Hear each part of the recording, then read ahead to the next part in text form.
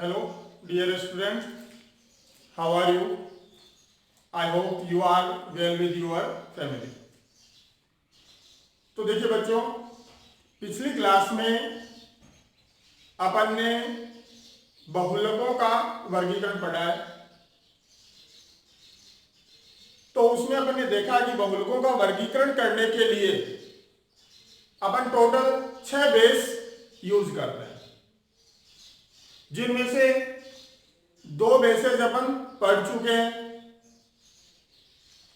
कौन कौन से? स्रोत के आधार पर बहुलकों का वर्गीकरण और आणविक बलों के आधार पर बहुलकों का वर्गीकरण। स्रोत के आधार पर अपन 3 भाग बनाते हैं: प्राकृतिक, प्रकृति से मिलने वाले; संश्लेषित, प्रयोगशाला में बनाए गए; अर्ध संश्लेषित, जिनमें प्राकृतिक बहुलकों के गुणों को संशोधित किया जाता है। दूसरा टाइप अपन ने पढ़ा है आणविक बलों के आधार पर। इस बेस पर अपन ने उनको 2 भागों में डिवाइड किया है, प्रत्यास्थ और रेशे बहुलक। अपन ने बताया कि प्रत्यास्थ बहुलकों के अंदर जो बहुलक श्रृंखलाएं होती हैं उनके मध्य दुर्बल वान डेर वाल्स बंध होते हैं और उसके साथ उनमें कुछ तिर्यक बंध पाए जाते हैं, जिसके कारण दुर्बल वान डेर वाल्स बल होने के कारण अपन उनको खींच सकते हैं, तानित कर सकते हैं। और तिर्यक बंध जो होते हैं वो आरोपित बल हटाने पर उस पदार्थ को या बहुलक को अपने मूल स्वरूप में लाने का कार्य करता है। इसका मतलब कि प्रत्यास्थता जो है वो किस वजह से आती है? दुर्बल वान डेर वाल्स बंधों के कारण अपन उनको आसानी से खींच सकते हैं और तिर्यक बंधों की वजह से वो वापस अपने मूल स्वरूप में आ जाते हैं। इसके साथ इनकी तनन सामर्थ्य गुण जो होता है वो कम होता है।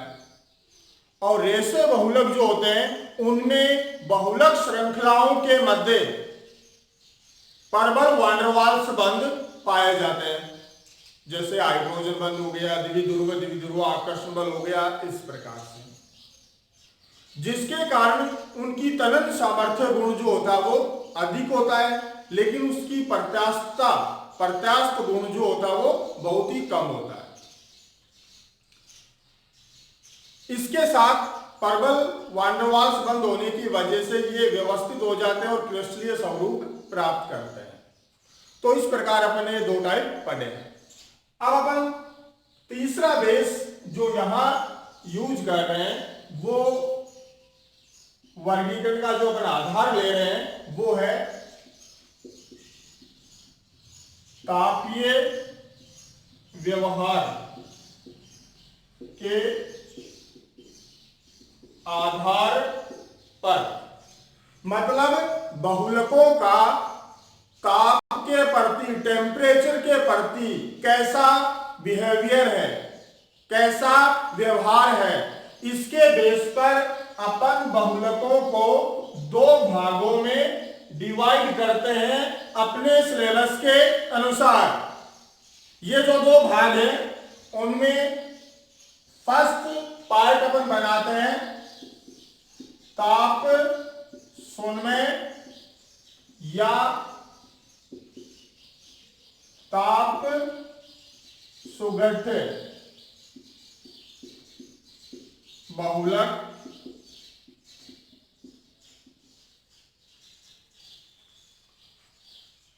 थर्मोप्लास्टिक। और सेकेंड जो भाग अपन बना रहे हैं वो है ताप दंड बहुलक, थर्मोसेटिंग। तो यहां देखिए बच्चों, नाम से अपने को कुछ हद तक पता चल जाएगा, जो मैं पहले बता चुका हूं आपको, कि आप मैक्सिमम टॉपिक के अंदर सोचिए कि वो आपको क्या कहना चाह रहा है, उसी से आपके आंसर निकल जाते हैं। तो ताप सुगठित, ताप द्वारा सुगठित होने वाला। ताप दृढ़, ताप के प्रति दृढ़ व्यवहार दे रहा है, उसका बार बार इफेक्ट वहां पर नहीं दिखा सकते। तो सीधे तौर पर मैं आपको बताऊं तो बेटा बात ये है कि ये बहुलक जो होते हैं ये ताप के प्रति क्या है, सुगठ है।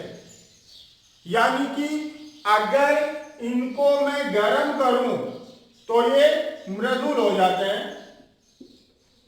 और ठंडा करने पर ये कठोर हो जाते हैं। बार बार मैं ये काम कर सकता हूं। यानी कि इन बहुलकों को बार बार गर्म या ठंडा करके उपयोग लिया जा सकता है। एग्जाम्पल की अगर मैं बात करूं यहां, तो अपन कोई भी ऐसे बहुलक ऐसे बहुलकों के यहां एग्जाम्पल डाल सकते हैं जिनका बार बार आप यूज कर सकते हो, रिसाइकिल उनका किया जा सकता है। फॉर एग्जाम्पल पॉलीथीन, अपन जानते हैं पॉलीथीन की थैलियों का दोबारा यूज हो सकता है। पीवीसी, पॉलीवाइनिल क्लोराइड, इस टाइप के एग्जाम्पल आप यहां यूज कर सकते हो।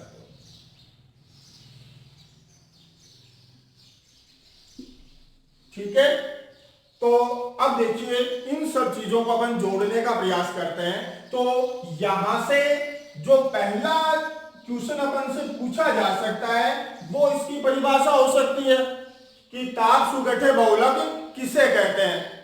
तो अपन क्या बताएंगे, वे बहुलक जिन्हें बार बार गर्म और ठंडा कर उपयोग में लिया जा सकता है ताप सुगठे बहुलक कहलाते हैं।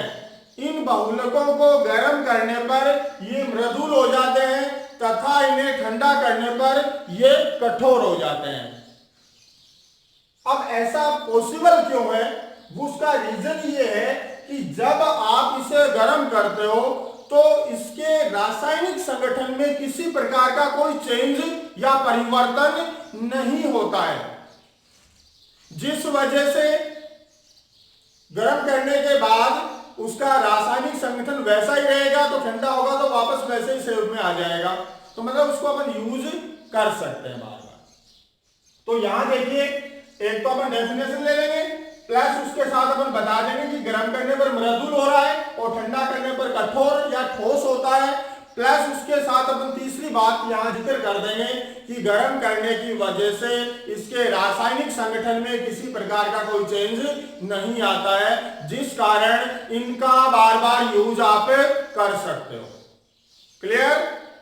और फिर ये चौथे पॉइंट के अंतर्गत अपन यहां कुछ एग्जाम्पल लेते हैं।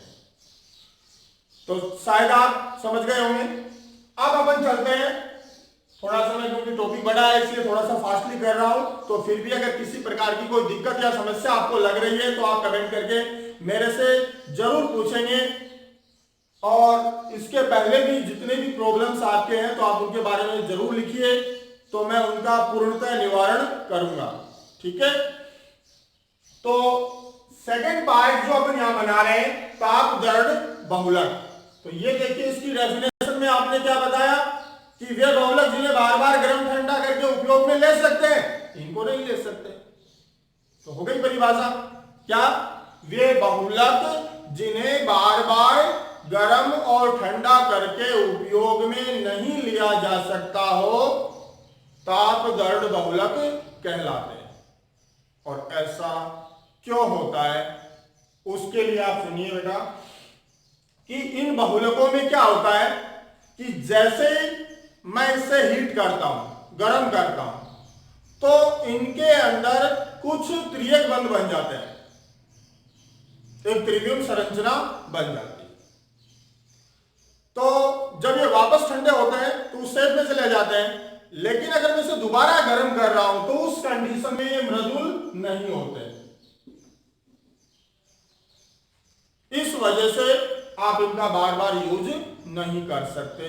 तो उसका मेन रीजन है वो क्या है कि इन बहुलकों को गर्म करने पर इनमें एक्स्ट्रा त्रियक बंध आ जाते हैं, मतलब रासायनिक परिवर्तन इसमें हो जाता है थोड़ा, इस वजह से अपन इसका दोबारा यूज नहीं कर सकते।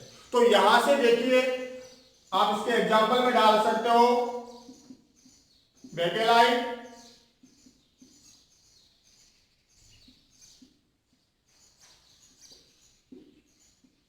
मेलामिन, फॉर्मेल्डिहाइड, रेजिन,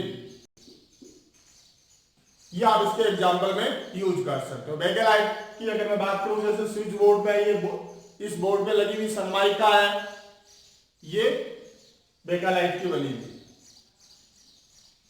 तो देखिए इसके साथ तो सबसे पहले अपन इसकी डेफिनेशन ले लेंगे। डेफिनेशन लेने के बाद अपन ये बता देंगे कि इसमें गर्म करने पर त्रियकबंध बन जाता है, त्रिविम संरचना बन जाती है, जाल बन जाता है, जिस वजह से ये दोबारा ठंडा करने के बाद अगर अपन इसे हीट करते हैं, गर्म करते हैं, तो ये मृदुल नहीं हो पाते हैं। इस वजह से इनका दोबारा यूज नहीं किया जा सकता। और ये इसके एग्जाम्पल में अपन बता देंगे, बेकेलाइट और मेलामिन, फॉर्मेल्डिहाइड, रेजिन। अब देखिए यहां से आपसे पूछा जा सकता है कि ताप दर्द बहुलक किसे कहते हैं, तो अपनी भाषा ले लोगे।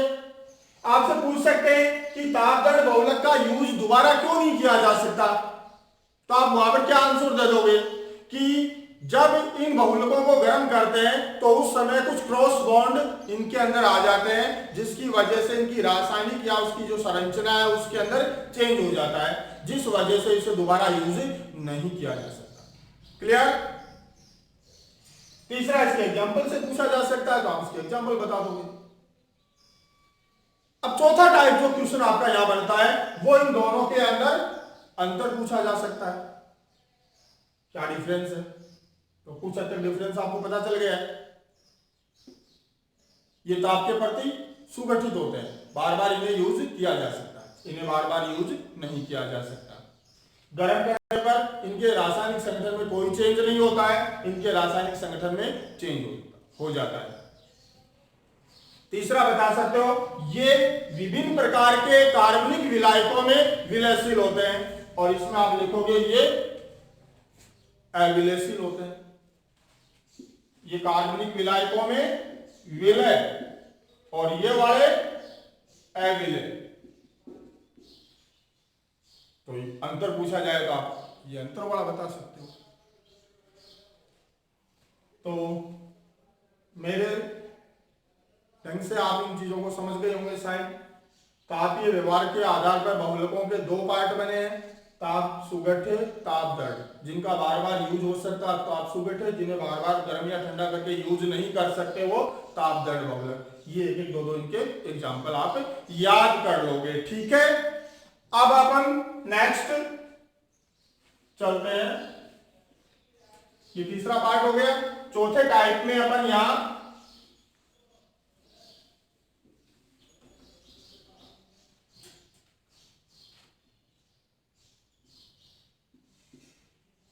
चौथे प्रकार में अपन यहां पढ़ सकते हैं, जैसे संरचना के आधार पर ले लो।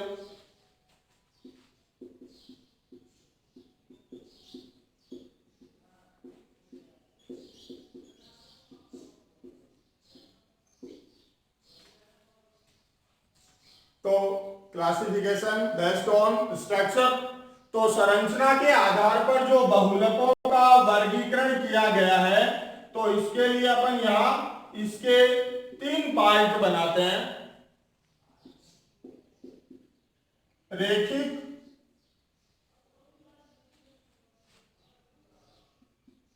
शाखित,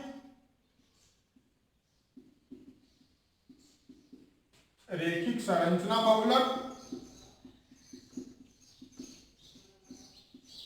शाखित संरचना बहुलक,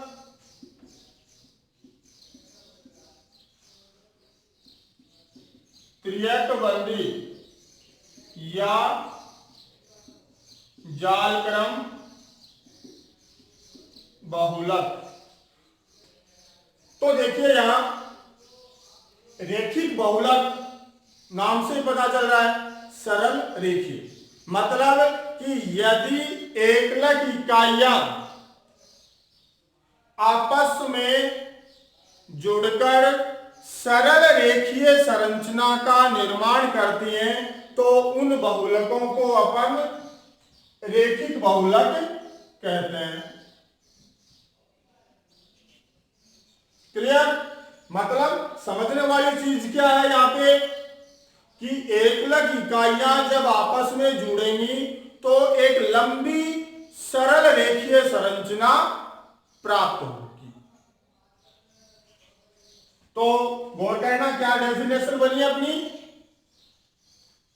कि एकलक इकाइयां आपस में जुड़कर सरल रेखीय संरचना का निर्माण करती हैं, तो उन बहुलकों को अपन रेखिक बहुलक कहते हैं। एक तो इसकी परिभाषा हो गई। सेकेंड पॉइंट अपन यहां बताएंगे कि ये जो रेखीय संरचनाएं हैं ये एक दूसरे पर जमी हुई होती हैं। जमी हुई समझ में आ रहा है? एक दूसरे के ऊपर व्यवस्थित होती है पास पास। तो एक दूसरे पर जमी होने की वजह से इनका गलनांक, घनत्व, त्वरण सामर्थ्य ये गुण जो होते हैं वो अधिक होते हैं। एक दूसरे पर जमी हुई है, व्यवस्थित है, तो जिसकी वजह से इनका गलनांक, मेल्टिंग पॉइंट, इनका घनत्व, डेंसिटी और इनका त्वरण सामर्थ्य गुण ये क्या होता है? ज्यादा होता है, अधिक होता है। अब देखिए घनत्व के लिए एक नॉर्मली अपन बहुत जगह प्रत्येक हर एक चैप्टर में इसका यूज करेंगे। चैप्टर संख्या 10, 11, 12 और 13 सभी में वहां फिजिकल प्रॉपर्टीज के अंदर एक घनत्व या गलनांक, क्वथनांक इन सब से रिलेटेड एक प्रश्न होता है और उसके लिए अपन बताते हैं मेल्टिंग पॉइंट, बॉइलिंग पॉइंट और घनत्व, डेंसिटी समानुपाती होता है द्रव्यमान और योग कर्मानुपाती होता है शाखन। तो यहां देखिए जब ये परतें एक दूसरे पर जमा होंगी तो सिंपल सी बात है, इसके अलावा द्रव्यमान तो जब जितनी ज्यादा बहुलक श्रृंखलाएं आएंगी उतना ही ज्यादा होगा। इसके अलावा घनत्व के लिए फॉर्मूला अपन यूज करते हैं द्रव्यमान अपॉन वॉल्यूम, आयतन। तो जब ये श्रृंखलाएं एक दूसरे पर जमेंगी तो सिंपल सी बात है, इनका वॉल्यूम, इनका आयतन क्या हो जाएगा? कम हो जाएगा। और द्रव्यमान तो जितनी बहुलक श्रृंखलाएं आएंगी उतना ही बढ़ता जाएगा।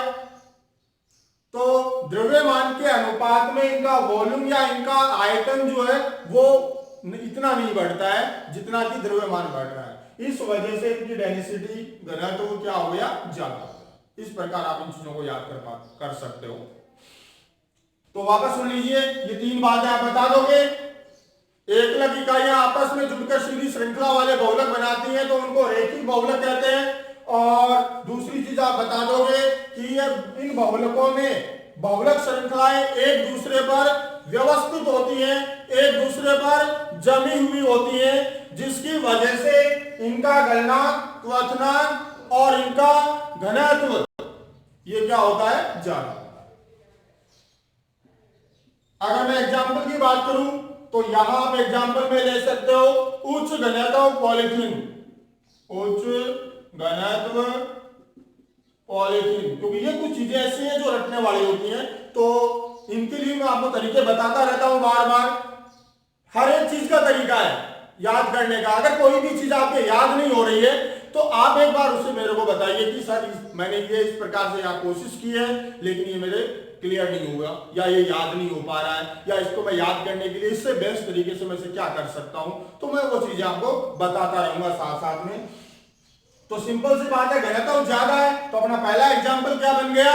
उच्च घनत्व polythene, HDPE, high density polyethylene. दूसरा एग्जांपल अपन रेखीय बहुलक है तो अपन यहां ले सकते हैं पॉलीवाइनिल क्लोराइड, PVC बता सकते हैं। जो पॉलीएमाइड है, पॉलीएस्टर है, नाइलॉन 6 वगैरह वो आप यहां लिख सकते हो। तो ये इसके एग्जांपल में अपन ले रहे हैं। नेक्स्ट अगर मैं बात करूं शाखित संरचना बहुलक, तो यहां देखिए नाम में पता चल रहा है, मतलब इसी का आगे का पार्ट मान सकते हो आप इसे। अगर इसमें कुछ ब्रांचें ये तो जैसे अपने पास हो गया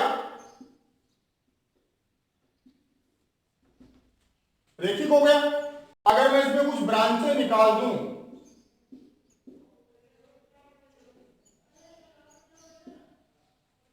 तो ये क्या हो गया, शाखित हो गया। इन ब्रांचों या इन शाखाओं युक्त बहुलकों को अपन क्या बोल देंगे, शाखित संरचना बहुलक। तो रही बात आप इसे किस टाइप से लिख दोगे, तो वे बहुलक जिनमें एकलक इकाइयां आपस में जुड़कर एक सरल रेखीय संरचनाएं बनाती हैं तथा उन सरल रेखीय संरचनाओं के साथ कुछ उप श्रृंखलाएं जुड़ी रहती हैं जिन्हें शाखाएं कहते हैं, और इन बहुलकों को शाखित संरचना बहुलक कहा जाता है। अब ये जो शाखाएं निकलती है ये सेम उसी इकाई की भी हो सकती है और अनदर किसी दूसरी इकाई की भी पॉसिबल है, ठीक है। इसके अंदर देखिए जितनी ब्रांचें निकलेंगी इसका मतलब ये हुआ कि यहां का जो गैप है खाली भाग बचा रहेगा, एक दूसरे पर जमेंगे नहीं है। अब जमेंगे नहीं तो वॉल्यूम बढ़ेगा, वॉल्यूम बढ़ेगा तो डेंसिटी कम होगी।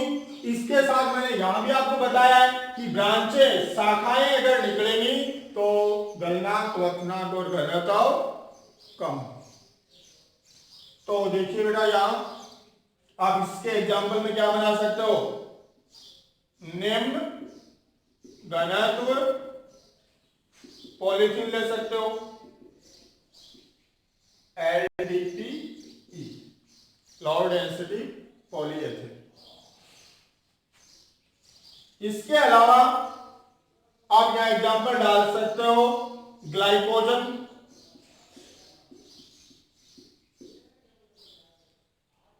एमाइलोपेक्टिन,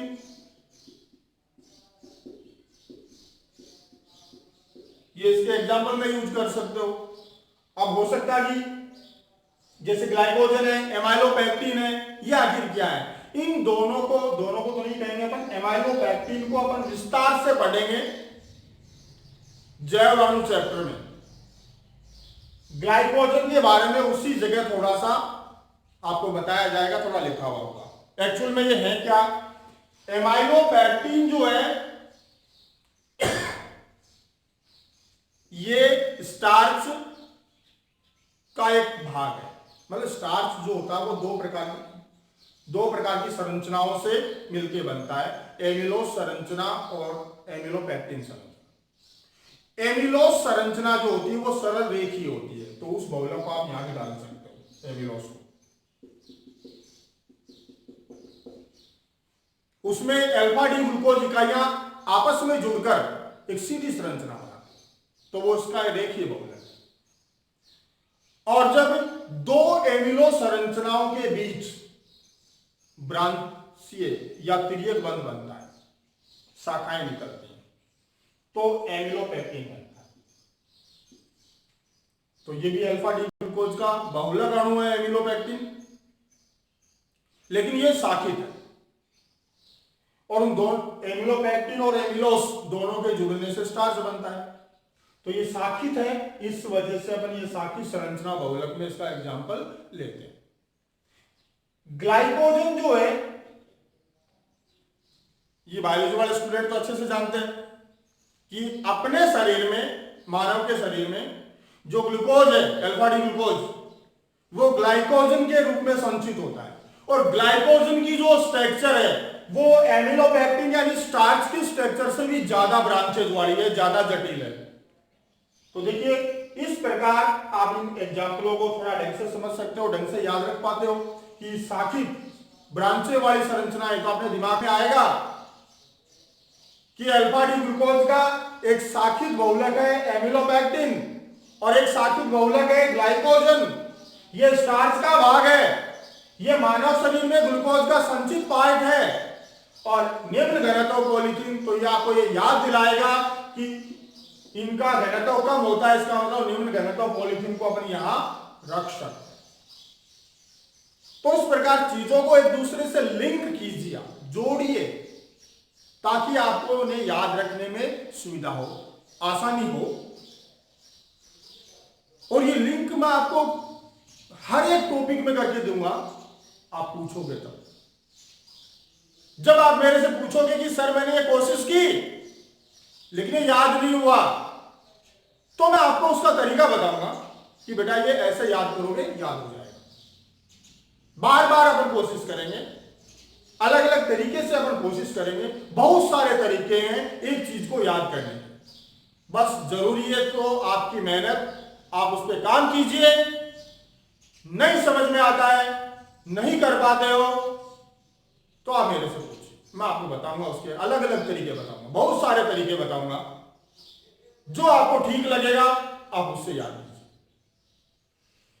तो नेक्स्ट अपन आते हैं तिर्यक बंदी या जालकर्म बहुलक पर। तो यहां देखिए क्या होता है,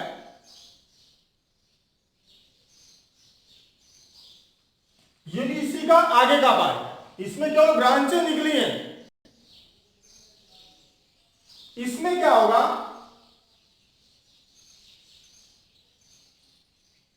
इनके बीच रेखीय बहुलक थे, सरल रेखीय बहुलक थे। इन बहुलक श्रृंखलाओं के बीच में एक्स्ट्रा सहसंयोजी बॉन्ड आ गए, एक्स्ट्रा बॉन्ड आ गए, तिर्यक बंध जिनको अपन बोल रहे हैं। और इस प्रकार एक नेट जैसी, एक जाल जैसी संरचना बन गई है। और इन्हीं बहुलकों को अपन क्या बोल रहे हैं, तिर्यक बंदी या जालकर्म बहुलक बोल रहे हैं। क्या परिभाषा हो जाएगी, बना रहे हो ना? हाँ तो बेटा रफ कॉपी, पेन, दोनों चीज आपके पास होनी चाहिए। जब भी आप ये वीडियो देखो या क्लास अटेंड करो उस समय, तो आप उनको रेगुलर आप उनको लिखते जाइए, ताकि आप उन्हें याद रखने में या उनको पढ़ने में थोड़ी सुविधा रहे। तो यहां देखिए अपन इसकी परिभाषा बना सकते हैं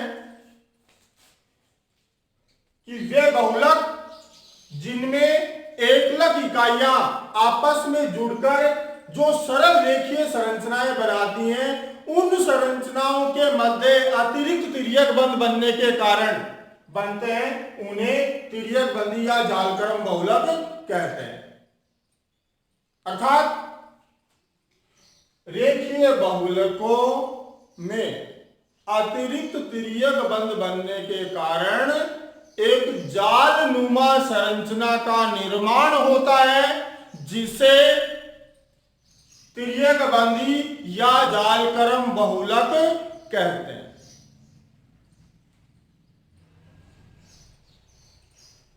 इनके एग्जाम्पल में वही अपने प्रचलित example, bakelite, melamine, formaldehyde, resin. तो ये दो एग्जाम्पल तो हम पहले टैबलेट में भी यूज कर चुके हैं, वही यहां दो रिपीट हो रहे हैं। एक इसमें अपन नया और डाल देते हैं, वल्कनीकृत रबर। ये यहां मैं क्यों यूज कर रहा हूं, क्योंकि ये वल्कनीकृत रबर अपन आगे पढ़ेंगे विस्तार से कि रबर के अंदर जो बहुलक श्रृंखलाएं हैं उनके बीच सल्फर के तिर्यक बंध बना के अपन ये बहुलक बनाते हैं। तो ये भी आपके याद रह जाएगा लंबे समय तक। तो इस प्रकार ये आपका चौथा पार्ट वर्गीकरण का हो गया। अब अपने पास दो भाग और बचे हैं। नेक्स्ट अगर मैं बात करूं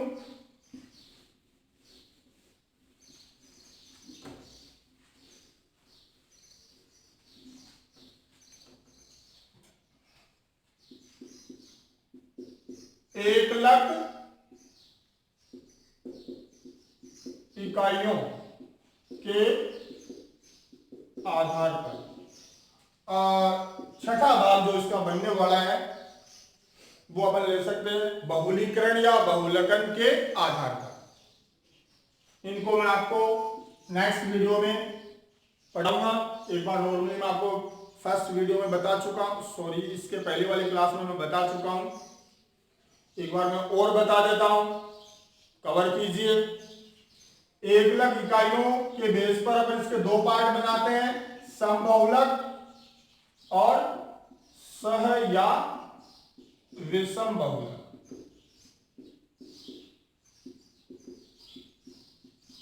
इसके अंदर सारी एकलक इकाई एक जैसी होती है और इसमें एक से अधिक प्रकार की होती है। ठीक है, तो अपन ये कह सकते हैं कि समबहुलक में सभी एकलक इकाई एक जैसी और इसमें एक से अधिक प्रकार की। ये इकाइयां किस टाइप से जुड़ती हैं, कैसे इनके बहुलक आप बना सकते हो, बहुलीकरण की प्रक्रिया के दौरान, ये सब चीजें मैं आपको बाद में बताऊंगा। ठीक है, तो आपके अच्छे से क्लियर हो गया होगा। फिर भी कोई दिक्कत हो आप पूछ सकते हो। चलो बेटा, थैंक यू।